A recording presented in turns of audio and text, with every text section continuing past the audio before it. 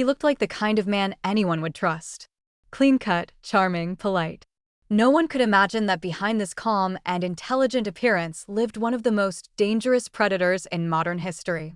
Ted Bundy's life began with a secret that shaped his psychological development long before he committed a single crime. Born on November 24, 1946, in Burlington, Vermont, he entered a world of lies and confusion. His mother, an unmarried woman, was pressured by her family to hide the truth. To protect her reputation, Bundy was raised believing that his grandparents were his parents and his mother was his older sister. This deception created a deep, emotional crack in his identity. Later in life, Bundy spoke about feeling abandoned, unwanted, and fundamentally different from everyone around him. His early childhood was outwardly uneventful, but the household he grew up in was unstable. Bundy's grandfather was known for violent behavior and extreme mood swings, while his grandmother battled anxiety and depression. These conditions formed the psychological environment of Bundy's earliest memories. He learned to navigate fear quietly, developing the ability to observe others without revealing his own emotions. As a young boy, Bundy kept to himself. Neighbors described him as polite but distant, a child who rarely formed deep friendships. He seemed normal enough, but he lacked genuine emotional connections. When his mother eventually took him away from the grandparents' home and moved to Tacoma, Washington, Bundy began a new chapter in his life. His mother married a man who became Bundy's stepfather, and Ted took his name officially. Although the family tried to build a stable home, Bundy never fully bonded with his stepfather. He often described him as simple and quietly looked down on him. Inside, Bundy felt disconnected from the people around him. This feeling of superiority mixed with insecurity became a defining part of his personality. Throughout childhood and adolescence, Bundy lived two emotional lives. One was the public version, shy, polite, academically strong. The other was hidden, fascination with control, observing people from a distance, and exploring violent fantasies that he never shared with anyone. Some early behavior hinted at deeper issues, such as watching strangers through windows or roaming neighborhoods late at night. He also developed a compulsive habit of stealing. Not because he needed anything, but because taking things made him feel powerful. In high school, Bundy blended in socially but still felt detached. He had difficulty forming close relationships and struggled to understand genuine emotional intimacy. His classmates described him as polite and intelligent, but no one truly knew him. He never revealed the insecurities that shaped his self-image. Instead, he built a mask, a calm, collected identity he learned to control with precision. When Bundy went to college, he explored psychology and foreign languages. Ironically, studying psychology gave him a deeper understanding of human behavior, which he later used to manipulate others. He volunteered in political campaigns, where colleagues described him as reliable and charismatic. Through these roles, Bundy learned that he could gain trust easily. This realization became foundational to his future crimes. During college, Bundy fell in love with a woman who became deeply influential in his life. She was wealthy, confident, and elegant, everything Bundy admired but also envied. Their relationship filled him with hope, but his insecurity eventually drove her away. The breakup devastated him. For the first time, Bundy faced emotional rejection that ignited feelings of rage and inadequacy. Later, many of his victims resembled this woman closely, suggesting that losing her shaped his future choices. By his early 20s, Bundy had perfected the art of pretending. He wore the mask of a charming, confident, and intelligent young man. But inside, violent fantasies were growing stronger, more vivid, and harder to control. He no longer felt satisfied with imagining control. He wanted the real thing. Soon, Bundy would step across the line, and the world would never be the same again. Ted Bundy entered early adulthood wearing a mask so polished that almost no one could see the cracks beneath it. To strangers, classmates, teachers, and even close friends, he seemed like a bright, polite, and promising young man. He dressed neatly, spoke with confidence, and carried himself like someone who was destined for success. But behind this carefully constructed facade, Bundy struggled with an inner chaos that was rapidly growing stronger. During his years at the University of Washington, Bundy drifted academically. He changed majors multiple times from psychology to Chinese to law without a clear direction. He desperately wanted to be admired, respected, and seen as intelligent. But deep inside, he feared he would never be enough. These insecurities fueled the double life he would become known for: the charming student on the outside, the isolated, resentful observer on the inside.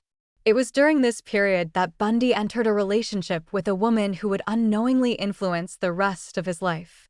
She came from a wealthy background, was well-educated, elegant, and self-assured, traits Bundy admired and envied. Dating her gave him a sense of belonging, a glimpse into a world he desperately wished he was naturally part of. But he also felt inferior to her.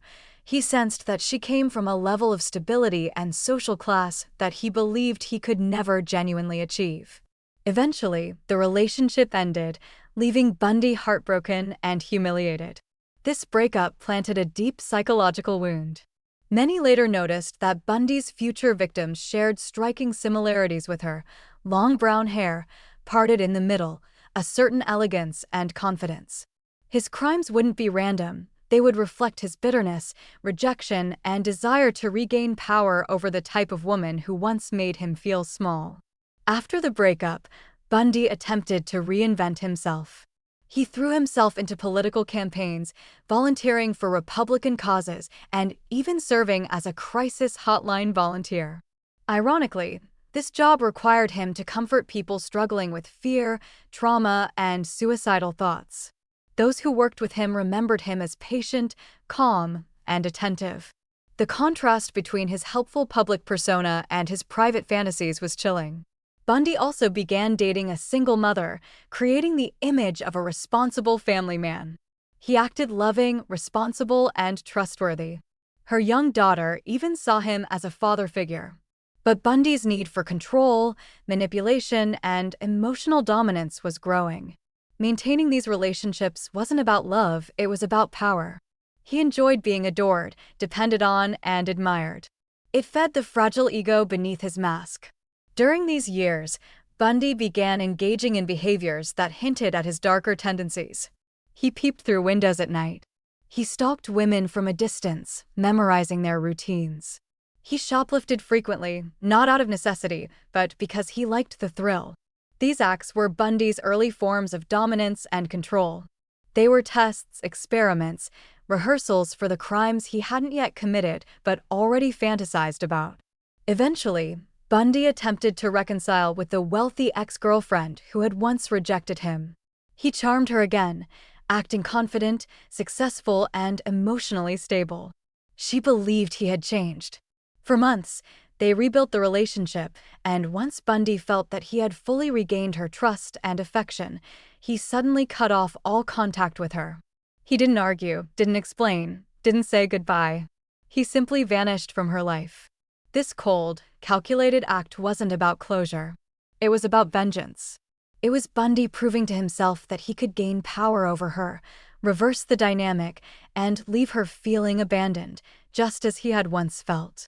This moment was a turning point. Bundy learned that he didn't need violence to feel powerful. Emotional manipulation alone could give him the sense of control he craved. But soon, emotional control wasn't enough anymore. His fantasies grew darker, more vivid, more urgent.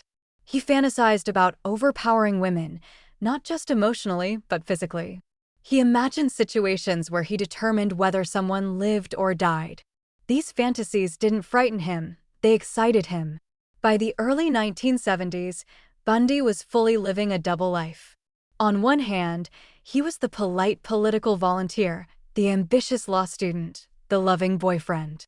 On the other hand, he was a man driving alone at night, staring at women through windows, collecting objects he stole from houses, and rehearsing the methods he would later use during his murders.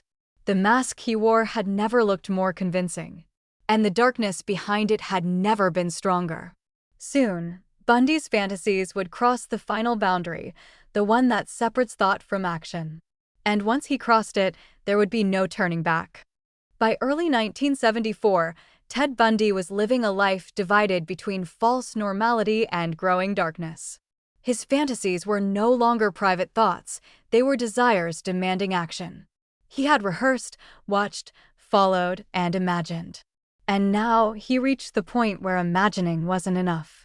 The mask he had crafted so carefully was still there, but behind it, Bundy had become something else entirely. The first known signs of Bundy's violent awakening emerged in Washington state.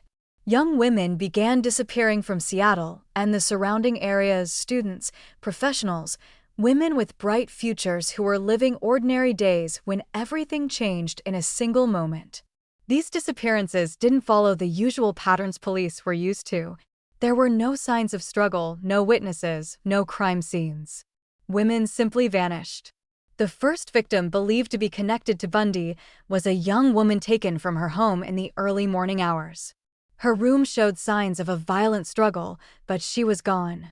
Weeks later, another woman disappeared from the University District after leaving her apartment. Both women were similar in appearance, young, attractive, with long brown hair parted in the middle, the same profile Bundy had been quietly obsessed with for years. Bundy's method was disturbingly effective. He targeted women who felt safe in their environment, walking through familiar areas, approaching their cars, or entering their apartments. But Bundy's power wasn't brute strength. It was his ability to appear innocent. He used his face, his voice, his charm. He approached victims with a fake injury, wearing a cast or a sling, pretending he needed help carrying books or lifting objects. He played the role of a harmless, polite stranger. And in a moment of empathy and trust, his victims walked straight into his control. As disappearances increased, panic slowly spread across Seattle. But at this early stage, police didn't know they were dealing with a serial predator.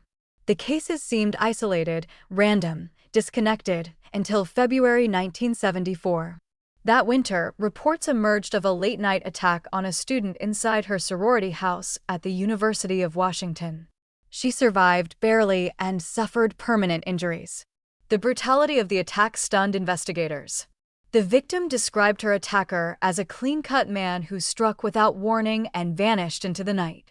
The description was vague, but it gave police their first living witness. Then, in March, another woman disappeared from the university campus. She left her dormitory to study at the library and was never seen again. Her bicycle was found abandoned, but there were no clues. No footprints. No evidence. Nothing that could tell detectives where she went. Families grew desperate, demanding answers that no one could give. As weeks passed, Bundy's confidence grew. He was learning, adjusting, becoming more efficient. He understood patterns, where women walked, how far parking lots were from buildings, which areas lacked streetlights. He studied human behavior the same way a scientist studies an experiment. He anticipated reactions, calculated risks, and changed his methods constantly, making him nearly impossible to track. By spring, the disappearances were no longer rare shocks, they were becoming a haunting pattern. Women who matched the same physical description were vanishing across the region. Police internally considered the possibility of a serial offender, a concept still not widely understood or publicly discussed at the time. There was no national database, no large-scale profiling, no advanced forensics. The investigation moved slowly, and Bundy knew exactly how to take advantage of those limitations. Then came July 14, 1974, the day everything changed. Lake Sammamish State Park was crowded with thousands of visitors enjoying the sunshine. It should have been one of the safest environments imaginable. Families barbecued, children played near the water, and college students gathered with friends. But Bundy walked through the park with a plan. Multiple women reported being approached by a polite young man with his arm in a sling. He introduced himself as Ted and asked for help loading a sailboat onto his car, a beige Volkswagen Beetle. Some women declined. A few nearly agreed. 2 disappeared.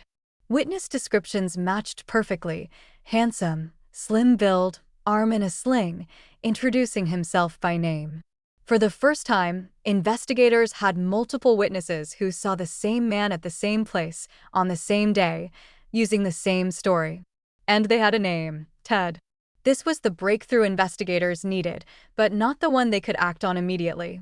Ted was a common name. The Volkswagen Beetle was one of the most popular cars in America. Sketches from witnesses were helpful, but not conclusive enough. After the chaos and attention caused by the Lake Sammamish disappearances, Ted Bundy felt something he hated: pressure.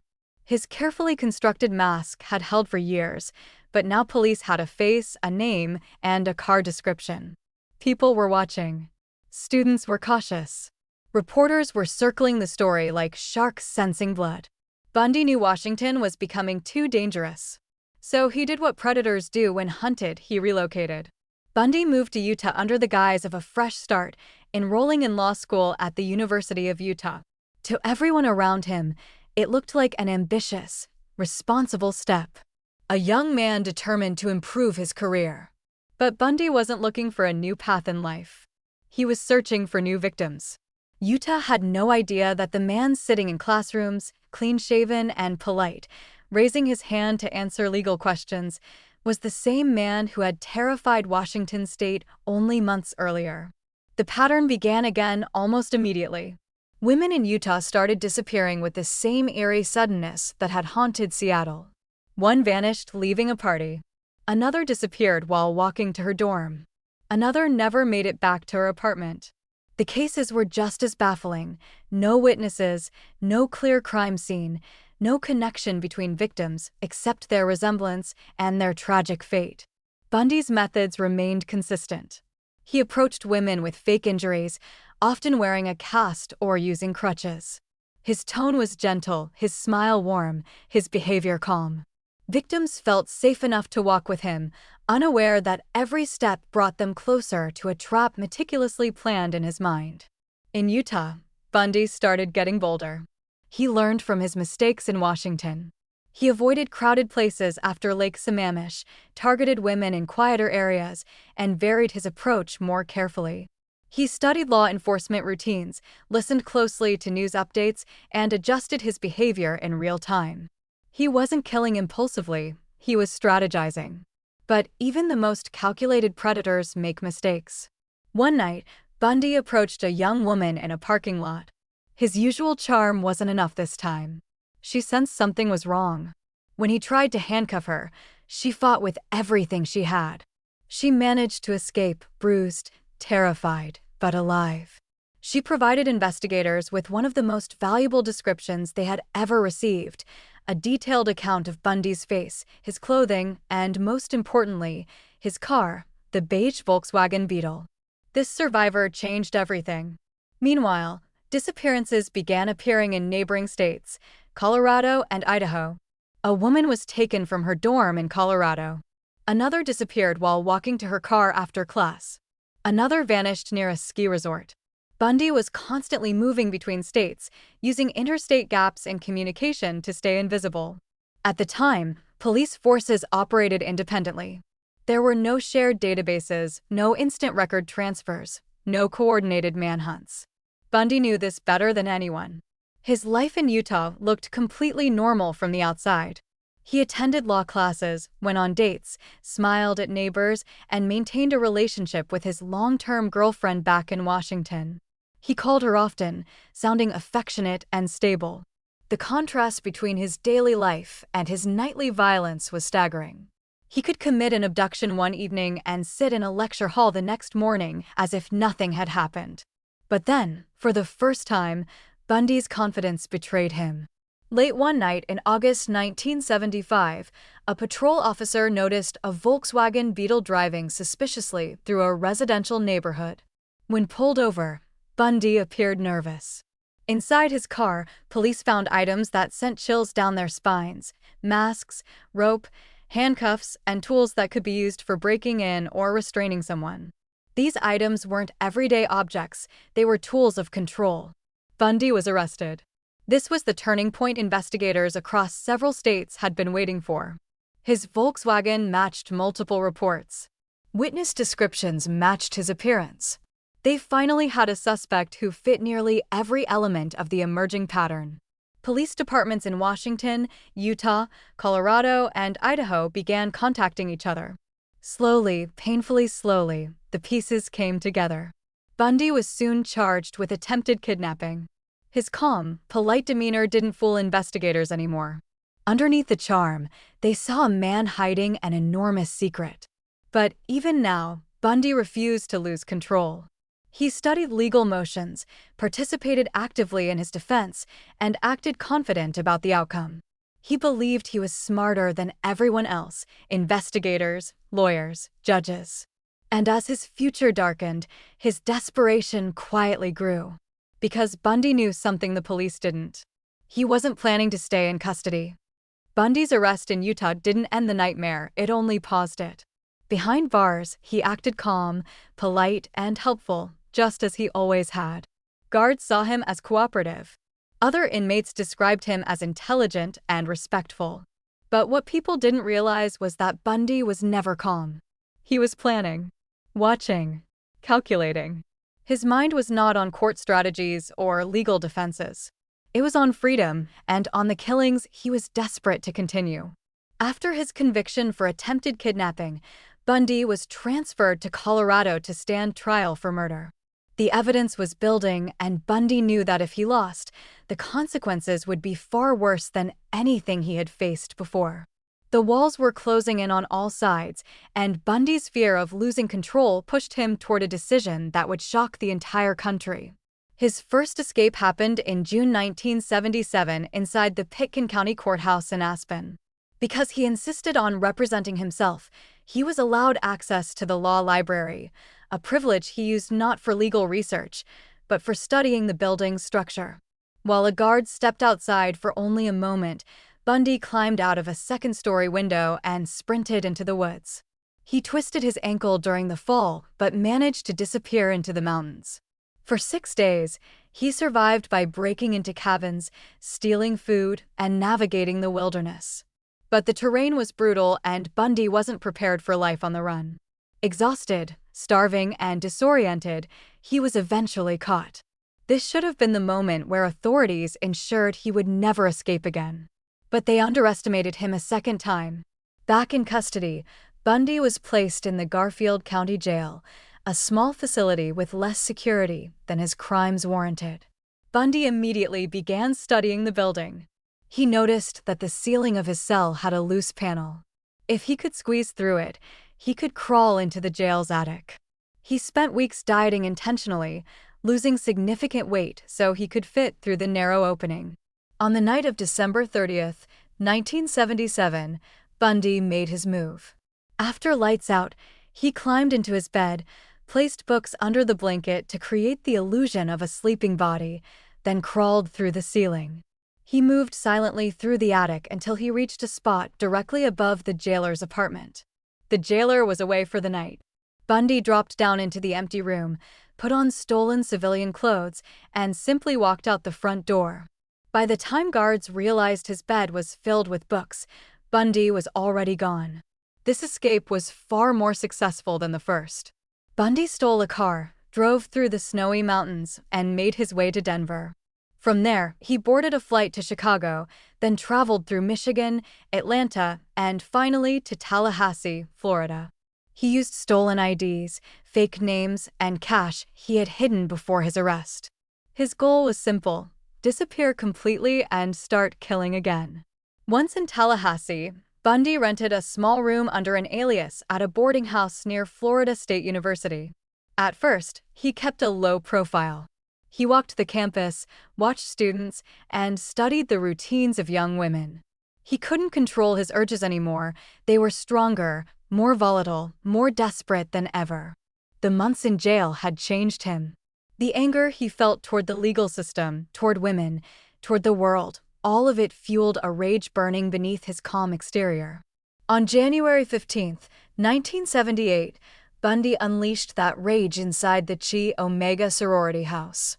He slipped through an unlocked door in the early morning hours and moved silently through the dark hallways. Within minutes, 2 women were dead and 2 others brutally injured.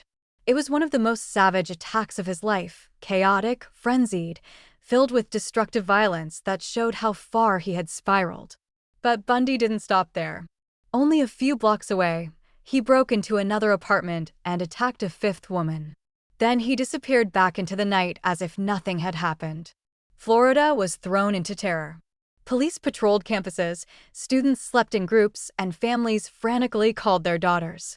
But Bundy, using a fake name and blending into crowds, remained hidden. He visited bars, beaches, libraries, appearing harmless, just another quiet young man living near campus. But Bundy wasn't finished. Weeks later, he abducted 12-year-old Kimberly Leach from her school in Lake City. Her disappearance triggered a statewide search. Bundy was spiraling out of control, moving erratically, stealing cars, sleeping in abandoned buildings, surviving moment to moment. His freedom ended on February 15, 1978, when a Pensacola police officer pulled over a suspicious vehicle. Bundy fought, but he was subdued and arrested. At the station, he gave a fake name, but his fingerprints exposed the truth. Ted Bundy was finally caught. When Ted Bundy was captured in Pensacola in February 1978, he believed he could still outsmart the world. Even in handcuffs, even exhausted and desperate from weeks on the run, Bundy carried himself with a strange confidence. He had escaped twice before. He had traveled across the country undetected. He had killed again. Part of him believed he was invincible. But this time, the walls around him were stronger than ever, and the entire nation was watching. Bundy was charged with the Chi Omega sorority murders and the attack on several surviving victims. The evidence was overwhelming: fibers, eyewitness accounts, blood traces, and the now infamous bite mark left on one of the victims. Bundy, however, refused to accept the reality of his situation. Instead, he chose to represent himself in court, convinced that his intelligence, charm, and legal knowledge were enough to save him. For the first time in U.S. history, a murder trial was televised nationally. And Bundy treated the courtroom like a stage built just for him. Cameras captured his every expression, the smiles, the exaggerated politeness, the moments where he tried to lecture judges, the times he turned to reporters and winked as if he were the star of a drama instead of a man accused of brutal killings. He cross-examined police officers, questioned forensic experts, and tried to undermine witnesses. But his courtroom theatrics were not the acts of an innocent man fighting for justice. They were the acts of a narcissist who craved attention even as his world collapsed. Behind the scenes, prosecutors built a precise and powerful case. They had Bundy's Volkswagen Beetle. They had fibers matching victims. They had bite mark comparisons that experts testified were a direct match to Bundy's teeth. As evidence piled up, Bundy's behavior grew increasingly erratic. In moments of pressure, he lost control, snapping at reporters and accusing the legal system of conspiracy. Then, in the next moment, he smiled again, pretending to be calm and collected. His mask was cracking. Every day, more people saw who Ted Bundy truly was, a manipulator who believed he was smarter than everyone else, but who was finally facing consequences he could no longer escape. One of the most shocking moments of the trial occurred when Bundy proposed to his girlfriend, Carol Ann Boone, during her testimony on the witness stand. In Florida at that time, a declaration of marriage in court, in front of a judge, could be legally binding. Bundy used this loophole to perform a twisted act of control, turning a murder trial into a wedding ceremony. Boone said yes. The courtroom erupted in disbelief. Bundy smiled like he had won something. But he hadn't. In 1979, Bundy was found guilty of the Chi Omega murders and sentenced to death. His final appeal came after a second trial, this time for the kidnapping and murder of 12-year-old Kimberly Leach. The evidence in that case was equally devastating. He received a second death sentence. The man who had once believed he could talk his way out of anything was now condemned to die. Bundy spent nearly a decade on death row. During that time, he conducted interviews, wrote letters, and tried desperately to delay his execution by offering new information to investigators. He confessed to more murders in the final weeks, describing methods and patterns without emotion. Experts believe Bundy confessed to only a fraction of his true victims. The real number remains unknown. As his execution date approached, public interest grew. Crowds gathered outside the prison. Some held signs demanding justice. Some chanted. Some treated it like a spectacle. For the families of Bundy's victims, the execution brought a measure of closure, though no punishment could ever erase the pain he caused. On January 24, 1989, Ted Bundy was executed in the electric chair. He showed little emotion in his final hours. He offered no full confession, no apology, no acknowledgement of the devastation he left behind. His death marked the end of one of the darkest chapters in American criminal history. But Bundy's legacy continues not in fascination, but in warning. He changed how law enforcement handles multi-state investigations. He forced the development of better profiling techniques. He reminded the world that danger doesn't always look dangerous. That manipulation can be disguised as politeness. That monsters can smile, hold conversations, and appear completely ordinary. Bundy's story remains a chilling lesson. Evil can hide behind charm. It can mimic kindness. It can look like a friend, a student, a boyfriend. But beneath the mask, it remains what it always was. And Bundy's mask, once shattered, revealed the truth the world will never forget.